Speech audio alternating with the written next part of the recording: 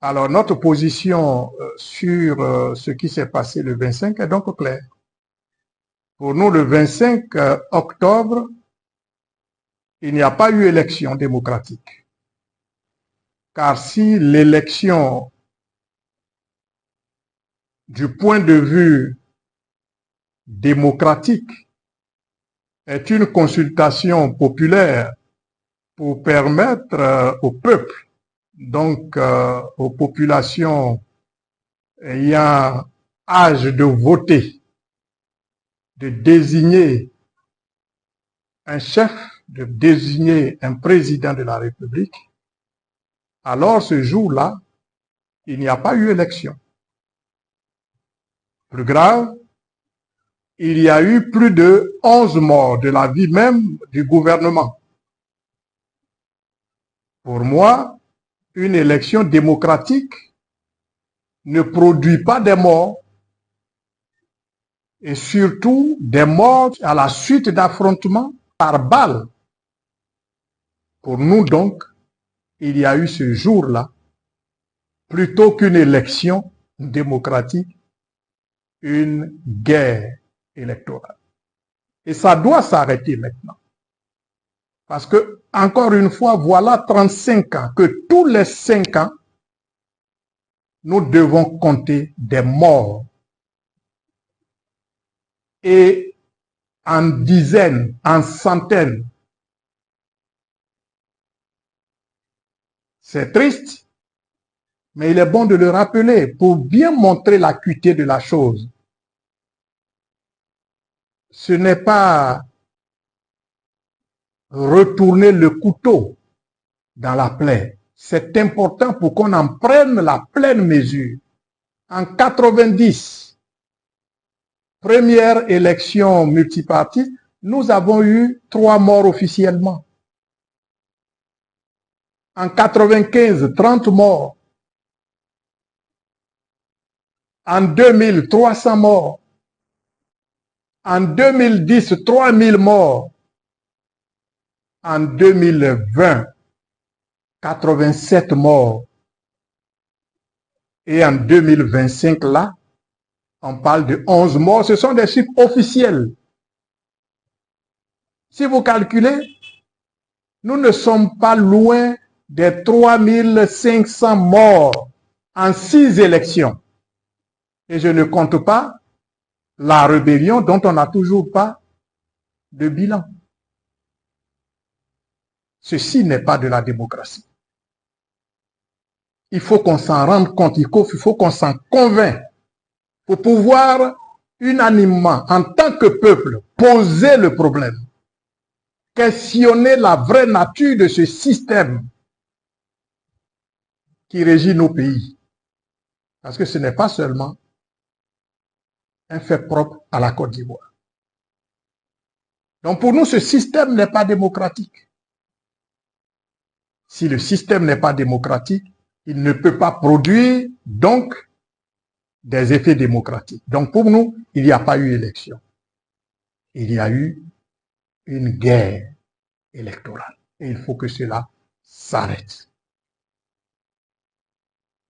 Mon appel, c'est que le peuple, les peuples d'Afrique se rendent bien compte que ce système, qu'il ne faut pas confondre avec les régimes, car comme je viens de le citer, chez nous en Côte d'Ivoire, depuis 35 ans, sous tous les régimes, le phénomène s'est produit. Il y a lieu de regarder est-ce que ce système est vraiment en conformité avec nos réalités. Les preuves sont là. Elles sont légion en Côte d'Ivoire. Elles le sont également au niveau de tous les pays africains. C'est une première vérité que nous voulons, sur laquelle nous voulons insister. Il faut que nous repensions nos systèmes, soi-disant politiques et démocratiques. Les modes de gouvernance.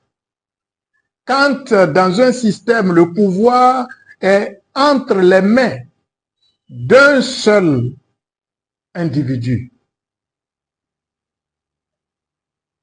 quand cet individu, fort de tous ces systèmes qu'il concentre entre ses mains,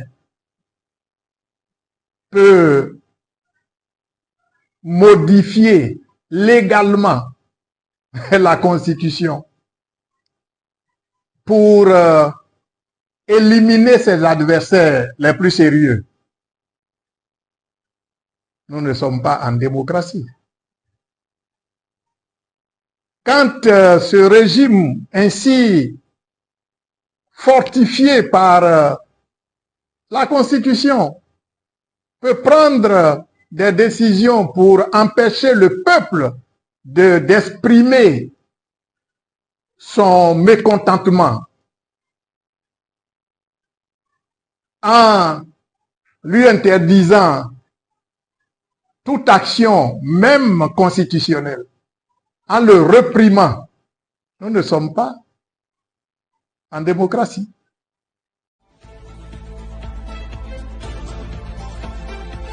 Le système est composé aussi bien des régimes, mais que de leurs opposants.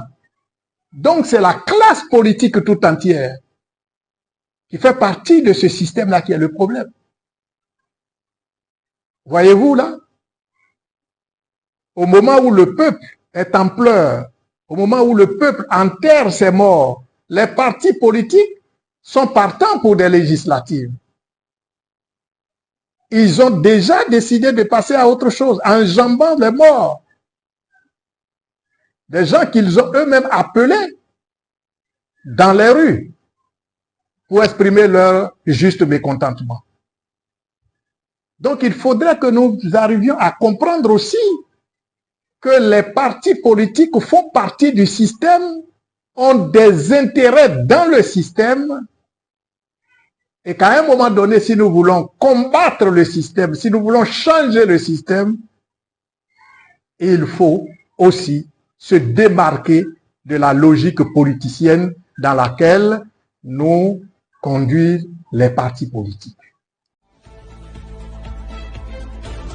C'est au peuple que nous disons, c'est à vous de réaliser cela et de refuser désormais de suivre les partis politiques, vous conduire à l'abattoir. La moindre des attitudes aurait été, à ce moment précis, d'exiger le dialogue national, d'exiger que toute autre consultation soit reportée. Parce que là, après les 30 morts ou les 11 morts, on va aux législatives. Combien de morts aurons-nous là-bas?